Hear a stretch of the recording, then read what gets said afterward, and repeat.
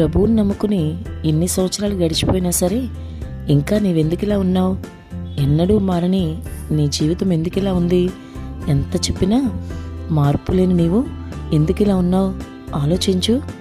అవే తప్పులు, అదే పాపం, మార్చుకోలేని జీవితం, వదలలేని వ్యసనాలు, వాక్య వ్యతిరేకమైన పనులేగా. ఇలానే ఉంటావా? ఎంతకాలం ఇలా ఉంటావు? ప్రభు మాటకి నీవు గౌరవం ఇవ్వవా? ఆయన నీకు చెప్పింది నీవు చేయడానికి సిద్ధంగా లేవా? ఎందుకిలా ఉన్నావు? ఆలోచించు. నీ కంటి చూపు ద్వారా పాపం చేస్తూనే ఉన్నావు కదా. చూడకూడనివే నువ్వు చూస్తూ ఉంటావు. ప్రభు చూడవద్దు అని చెప్పినా అవే చేస్తావు.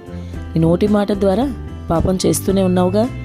పలకూడనివే నీవు పలుకుతున్నావు. ప్రభు ఆ మాటలు మాట్లాడవద్దని నీకు చెప్పినా వినే పరిస్థితి లేదు కదా. నీ క్రియల ద్వారా పాపం చేస్తూనే ఉన్నావు. చేయకూడని పనులే నీవు చేస్తున్నావు.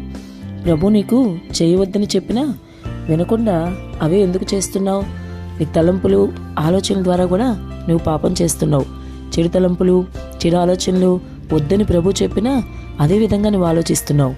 ఇలా అడుగడుగునా పాపం చేస్తూ నీవు ఇలాగే చనిపోతే నీ పరిస్థితి ఏంటి? నీ ఆత్మ ఖచ్చితంగా నరకాగ్నికి గురవుతుంది కదా. మరి ఎందుకు నీవు ఈ విషయం ఆలోచించవు? నీలో మార్పు ఎందుకు రావటం లేదు? ఇప్పుడైనా ఒకసారి ఆలోచించు. నీ నిత్యత్వం ఎక్కడ? పరదేశంలోనా, పాతాళంలోనా? ఇంకా నువ్వు పాపం విడిచిపెట్టకుండా ఉంటే ఖచ్చితంగా పాతాళానికే వెళ్తావు.